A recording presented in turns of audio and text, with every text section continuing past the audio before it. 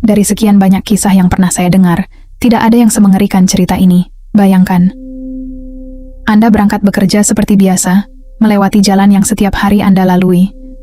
Namun sesampainya di tujuan, tempat yang selama puluhan tahun selalu ramai itu tiba-tiba lenyap tanpa jejak. Bukan tutup, bukan pindah, melainkan benar-benar menghilang. Peristiwa itulah yang dialami oleh seorang pedagang sayur bernama Pak Danu. Sejak kejadian itu, hidupnya tak pernah lagi sama. Ia tidak pernah berani berangkat ke pasar sebelum azan subuh. Bahkan hingga hari ini, setiap kali mengingat pagi itu, tubuhnya masih gemetar. Lalu, apa sebenarnya yang dilihat Pak Danu pada pagi yang masih diselimuti kegelapan? Inilah kisahnya. Pak Danu bukan orang yang mudah percaya pada cerita-cerita aneh. Baginya, selama masih bisa bekerja dan membawa pulang rezeki untuk keluarga, itu sudah lebih dari cukup. Sudah bertahun-tahun ia menjadi pedagang sayur. Setiap hari, jauh sebelum azan subuh berkumandang, ia selalu berangkat menuju pasar tradisional untuk membeli sayuran segar yang kemudian dijual kembali di kampung-kampung sekitar. Rutinitas itu tak pernah berubah. Jalan yang dilaluinya pun sama. Bahkan jika harus berjalan dalam gelap, Pak Danu sudah hafal setiap tikungan, setiap pohon besar, hingga jembatan kecil yang menjadi penanda bahwa pasar sudah semakin dekat. Pada pagi itu, udara terasa lebih dingin dari biasanya. Langit masih gelap, sementara embun menempel di dedaunan di sepanjang jalan. Setelah berpamitan kepada istrinya, Pak Danu mendorong gerobaknya perlahan meninggalkan rumah. Di sepanjang perjalanan ia merasa ada sesuatu yang berbeda. Biasanya, ia akan berpapasan dengan pedagang lain, atau mendengar suara kendaraan yang sama-sama menuju pasar. Namun pagi itu, jalanan benar-benar sunyi. Tak ada suara motor, tak ada langkah kaki. Bahkan suara jangkrik yang biasa terdengar dari semak-semak pun lenyap begitu saja. Pak Danu berhenti sejenak. Ia memandang ke sekeliling, lalu menarik napas panjang. Mungkin aku terlalu pagi, gumamnya, berusaha mengusir perasaan aneh yang mulai muncul. Tanpa berpikir panjang, ia kembali melanjutkan perjalanan. Namun, beberapa menit kemudian, saat gerbang pasar seharusnya sudah terlihat di depan mata, Pak Danu justru terpaku. Gerobak yang didorongnya hampir terlepas dari genggaman. Di hadapannya, pasar itu sudah tidak ada. Pak Danu mengucek kedua matanya berkali-kali. Ia mengira penglihatannya masih belum jelas, karena suasana yang terlalu gelap. Namun, setelah menatap lebih lama, pemandangan di depannya tetap sama. Tidak ada gerbang pasar, tidak ada deretan kios, tidak ada lampu yang biasanya menyala sejak dini hari. Yang terbentang di hadapannya hanyalah sebuah tanah lapang yang dipenuhi ilalang liar. Kabut tipis menggantung di atasnya, sementara angin berembus pelan membawa hawa dingin yang membuat bulu kuduknya meremang. Jantung Pak Danu mulai berdegup semakin kencang. Dengan langkah ragu, ia mendorong gerobaknya mendekati tempat yang seharusnya menjadi pintu masuk pasar. Apa aku salah jalan? Gumamnya pelan. Namun ia segera menggeleng. Mustahil. Jalan ini sudah puluhan tahun ia lewati. Bahkan dengan mata tertutup pun ia yakin tidak akan tersesat. Pak Danu memandang ke sekeliling, berharap melihat pedagang lain yang bisa ditanya. Sayangnya, sejauh mata memandang, tak tampak seorang pun.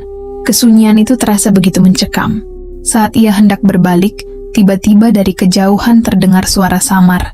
Bukan suara manusia, bukan pula suara kendaraan, melainkan riuh seperti orang-orang sedang berjual beli di dalam pasar. Suara tawar-menawar, suara orang memanggil pembeli, suara gerobak yang didorong. Semua terdengar jelas. Tetapi pasar itu sendiri tetap tidak terlihat. Pak Danu berdiri membeku. Suara-suara itu seolah berasal dari balik kabut yang menutupi tanah lapang di hadapannya. Perlahan, tanpa sadar, ia melangkahkan kakinya mengikuti arah suara tersebut. Dan saat kabut itu mulai menipis, Pak Danu melihat sesuatu yang membuat napasnya seketika tercekat. Di balik kabut yang perlahan menipis, siluet bangunan mulai terlihat. Pak Danu memicingkan mata. Sedikit demi sedikit, bentuknya semakin jelas. Juga ada naik pasar. Gerbangnya berdiri kokoh. Deretan kios tampak berjejer rapi. Lampu-lampu minyak menggantung di beberapa sudut, memancarkan cahaya kekuningan. Dari dalamnya terdengar suara para pedagang menawarkan dagangan dan pembeli yang saling menawar. Persis seperti suasana pasar pada umumnya. Pak Danu menghela napas lega. Syukurlah, ternyata pasarnya ada, gumamnya. Tanpa curiga, ia mendorong gerobaknya memasuki area pasar. Namun baru beberapa langkah, perasaan aneh kembali muncul. Semua orang di dalam pasar sibuk dengan urusannya masing-masing. Tetapi tidak ada satupun yang menoleh ke arahnya. Padahal gerobak kayunya berderit cukup keras. Biasanya, beberapa pedagang sudah menyapanya sejak di pintu masuk. Pak Danu datang lebih pagi lagi hari ini? Atau sekadar melambaikan tangan sambil tersenyum. Pagi itu, tidak ada sapaan sama sekali. Yana mencoba mendekati seorang penjual cabai. Pak, cabainya berapa hari ini? Tidak ada jawaban. Lelaki itu tetap sibuk menata dagangannya. Seolah Pak Danu tidak pernah berdiri di hadapannya. Pak Danu lalu mencoba bertanya kepada pedagang lain. Hasilnya sama. Tak seorang pun menjawab. Mereka berjalan, berbicara, dan bertransaksi seperti biasa. Tetapi tak ada satupun yang menyadari keberadaannya. Rasa lega yang tadi sempat muncul perlahan berubah menjadi ketakutan. Saat itulah pandangannya tertuju pada sebuah cermin tua yang tergantung di salah satu kios. Tanpa sengaja, ia melihat bayangannya sendiri. Namun yang membuat darahnya serasa berhenti mengalir, di dalam pantulan cermin itu hanya terlihat gerobaknya. Sementara dirinya, tidak ada. Pak Danu mundur beberapa langkah. Dadanya naik turun menahan napas yang mulai tidak beraturan. Dengan tangan gemetar, ia kembali menatap cermin tua itu. Hasilnya tetap sama. Gerobak kayunya terlihat jelas. Karung-karung sayur yang dibawanya juga tampak utuh. Tetapi dirinya sama sekali tidak ada. Pak Danu spontan menyentuh wajahnya sendiri. Ia masih bisa merasakan kulitnya, napasnya masih terdengar, dan jantungnya masih berdetak kencang. Lalu, kenapa bayanganku tidak ada? Bisiknya lirih. Rasa takut mulai menguasai pikirannya. Anda segera berawalik berniat keluar dari pasar secepat mungkin. Namun baru beberapa langkah, ia menyadari sesuatu yang jauh lebih mengerikan. Jalan yang tadi ia lewati kini sudah berubah. Lorong-lorong pasar yang semula lurus kini terasa asing. Kios-kios yang dilewatinya seolah tidak ada habisnya. Ia mempercepat langkah. Belok ke kanan. Buntu. Belok ke kiri. Kembali ke kios yang sama. Beberapa kali ia mencoba mencari gerbang keluar. Tetapi setiap kali berjalan, ia selalu kembali ke tempat cermin tua itu berada. Keringat dingin mulai membasahi dahinya. Untuk pertama kalinya dalam hidupnya, Pak Danu merasa benar-benar tersesat. Di saat itulah, dari ujung lorong terdengar suara seorang laki-laki tua. Jangan dicari, kau tidak akan menemukan jalan keluarnya. Pak Danu menoleh dengan cepat. Di bawah cahaya lampu minyak yang redup, berdiri seorang lelaki tua berjubah lusuh. Wajahnya dipenuhi keriput, tetapi sorot matanya begitu tajam, seolah sudah menunggu kedatangan Pak Danu sejak lama. Lelaki tua itu menatap lurus ke arahnya. Lalu padanya pelan, Imran. Aku sudah menunggumu, Pak Danu. Mendengar namanya dipanggil, tubuh Pak Danu langsung membeku. Ia belum pernah melihat lelaki tua itu sebelumnya. Namun orang asing itu tahu namanya. Bahkan mengucapkannya dengan tenang. Seolah mereka sudah lama saling mengenal. Siapa Bapak? Tanya Pak Danu dengan suara bergetar. Lelaki tua itu tidak langsung menjawab. Ia hanya melangkah perlahan mendekat sambil memandang ke arah kios-kios yang masih dipenuhi orang-orang. Mereka tidak bisa melihatmu, ucapnya pelan. Pak Danu menoleh ke sekeliling. Para pedagang dan pembeli masih sibuk beraktivitas seperti biasa. Tak seorang pun melirik ke arahnya. Apa yang sebenarnya terjadi? Di mana ini? Tanya Pak Danu lagi. Lelaki tua itu menghela napas panjang. Ini memang pasar, tetapi bukan pasar yang kau kenal. Ucapan itu membuat dada Pak Danu semakin sesak.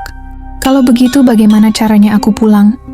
Lelaki tua itu terdiam beberapa saat. Wajahnya berubah serius. Tidak semua orang yang masuk ke tempat ini bisa kembali. Kalimat itu membuat kaki Pak Danu terasa lemas. Belum sempat ia berkata apa-apa, tiba-tiba seluruh suara di dalam pasar mendadak berhenti. Suasana yang semula ramai berubah sunyi dalam sekejap. Para pedagang yang sejak tadi sibuk berjualan perlahan menghentikan gerakan mereka. Satu persatu, mereka menoleh ke arah Pak Danu. Tatapan mereka kosong. Tidak ada senyum. Tidak ada kedipan mata. Hanya ratusan pasang mata yang menatap lurus ke arahnya. Lelaki tua itu langsung berbisik dengan nada panik. Jangan menoleh ke mereka. Dan apapun yang kau dengar nanti, Jangan pernah menjawab jika ada yang memanggil namamu. Belum selesai kalimat itu terucap. Dari tengah kerumunan terdengar sebuah suara lirih. Pak Danu. Suara itu sangat pelan, namun terdengar persis seperti suara istrinya. Pak Danu hampir saja menoleh ke arah datangnya suara itu. Suara tersebut benar-benar mirip dengan suara istrinya. Lembut, pelan, dan penuh kekhawatiran. Pak, pulang pak! Tanpa sadar kaki Pak Danu bergerak selangkah. Namun lelaki tua itu segera memegang lengannya dengan kuat. Jangan, Pak Danu terkejut. Itu bukan istrimu, bisik lelaki tua itu. Tempat ini pandai meniru suara orang yang paling kau percaya. Mendengar ucapan itu, Pak Danu langsung memejamkan mata. Ia mencoba mengatur napas sambil menahan keinginan untuk menoleh. Beberapa saat kemudian suara itu menghilang. Tetapi belum sempat ia merasa lega. Terdengar suara lain dari arah belakang. Kali ini suara anak sulungnya. Ayo, cepat ke sini. Jantung Pak Danu kembali berdegup kencang. Suara itu terdengar begitu nyata hingga air matanya hampir menetes. Ayah, kami menunggu. Pak Danu mengepalkan kedua tangannya sekuat tenaga. Ia teringat pesan lelaki tua itu. Jangan pernah menjawab, jangan pernah menoleh. Suasana pasar kembali berubah sunyi. Lelaki tua itu kemudian menunjuk sebuah lorong sempit di antara deretan kios. Kalau kau masih ingin pulang, ikuti aku. Kita tidak punya banyak waktu. Tanpa berpikir panjang, Pak Danu mengangguk. Mereka berjalan cepat menyusuri lorong yang semakin gelap.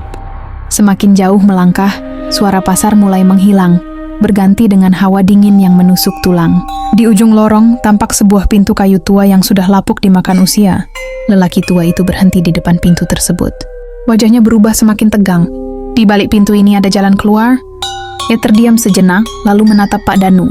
Mengharapnya ada seseorang yang sudah menunggumu di sana. Pak Danu menelan ludah. Tangannya mulai dingin, sementara napasnya terasa semakin berat. Siapa yang menungguku? Tanyanya lirih. Lelaki tua itu menggeleng pelan. Aku tidak tahu. Tetapi setiap orang yang tersesat di pasar ini selalu harus bertemu dengannya. Perlahan, pintu kayu tua itu didorong hingga terbuka. Engselnya berderit panjang, memecah kesunyian yang sejak tadi menyelimuti lorong.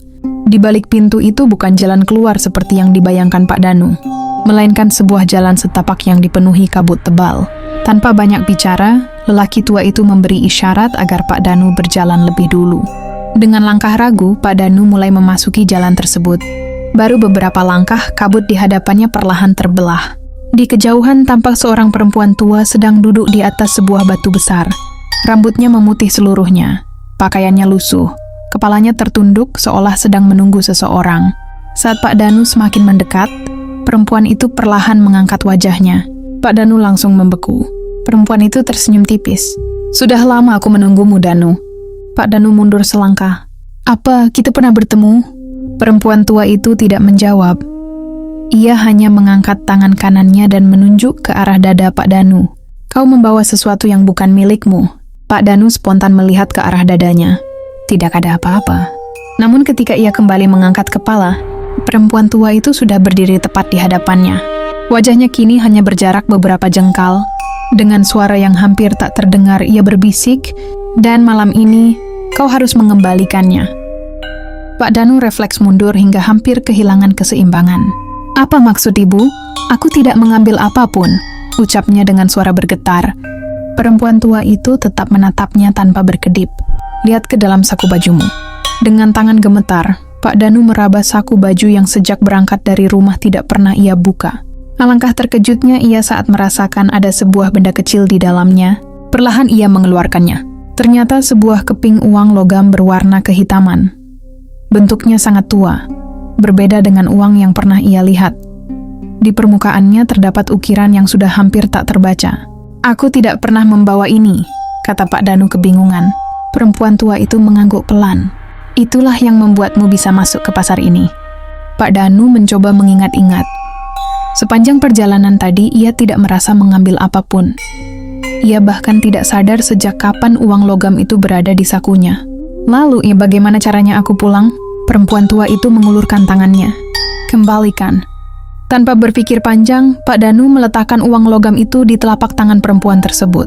Begitu uang itu berpindah tangan, embusan angin yang sangat kencang tiba-tiba menerpa mereka. Kabut berputar liar. Tanah di bawah kaki Pak Danu bergetar. Dari arah pasar terdengar suara teriakan yang saling bersahutan, seolah ratusan orang sedang marah karena kehilangan sesuatu. Perempuan tua itu segera berteriak, "Lari, jangan sekalipun menoleh ke belakang." Pak Danu langsung berlari sekuat tenaga menyusuri jalan setapak itu. Di belakangnya terdengar langkah kaki yang jumlahnya semakin banyak, semakin dekat, semakin cepat, dan tepat saat ia hampir mencapai pintu kayu tua, ada sebuah tangan dingin yang mencengkeram bahu kanannya dengan sangat kuat. Tangan dingin itu mencengkeram bahu Pak Danu semakin erat. Seketika tubuhnya terasa berat, seolah ada yang berusaha menariknya kembali ke dalam kabut. Pak Danu mencoba melepaskan diri, tetapi tenaga yang mencengkeramnya jauh lebih kuat. Ia memberanikan diri menoleh. Di belakangnya berdiri sosok lelaki dengan pakaian lusuh yang wajahnya pucat pasi. Matanya cekung, bibirnya membiru, dan tatapannya kosong tanpa sedikit pun kehidupan. Lelaki itu tidak berkata apa-apa. Ia hanya terus menggenggam bahu Pak Danu sambil menggeleng pelan, seakan melarangnya pergi. "Jangan berhenti!" teriak perempuan tua dari kejauhan. Pak Danu mengumpulkan seluruh tenaganya. Dengan sekali hentakan, ia berhasil melepaskan cengkeraman tangan itu hingga tubuhnya terjatuh ke tanah. Tanpa menoleh lagi, ia bangkit dan berlari sekuat tenaga menuju pintu kayu tua. Di belakangnya, langkah kaki terdengar semakin banyak. Bukan satu, bukan dua, melainkan puluhan langkah yang berlari mengejarnya dari balik kabut.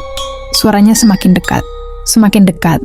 Saat Pak Danu hampir mencapai pintu kayu itu, lelaki tua yang sejak awal membantunya berdiri di ambang pintu sambil mengulurkan tangan. "Cepat!